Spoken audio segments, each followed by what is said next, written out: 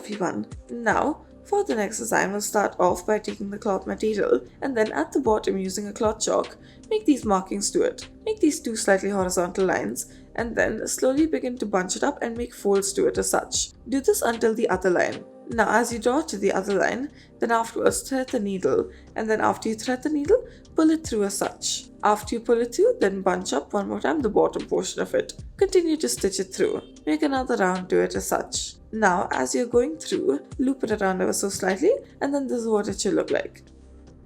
Now as you can see, there is a hole in the back of the sock, and slowly begin to make this loop stitch out of it. Pull the needle through and then wrap the thread around it, and this is what you should be left with. Continue to do this in an entire circular form, and then after you're done with one layer of it, continue to go backwards into each of the loops that are present. As you're going backwards, do so in layers all throughout. Now as you are done so, then tie a knot at the end of it all. After you're done with it, then this is what it should look like. This is one efficient way to cover up any tear that is there in the hole of the sock.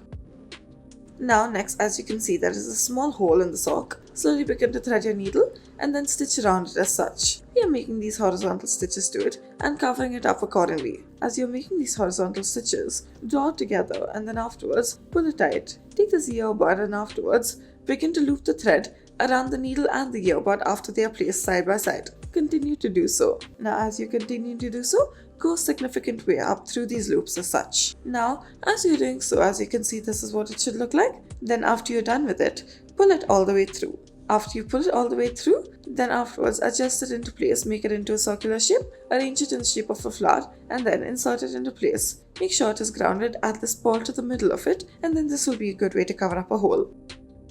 Next, take this portion of any sort of sweater and then afterwards slowly begin to stitch through it. Make these small stitches to it. It should be like a downward facing V shape, however in very small stitches. Now as you continue to do so, this is what it should look like. After this, keep moving from one side to the other. Now as you continue to do this, make sure that you're precise in the gaps that you are giving and other such things. Also make sure that it doesn't extend too far up and too far down. Now tighten it as such. Once you tighten it, it should form this decorative pattern. Tie a knot to it and then cut off the excess.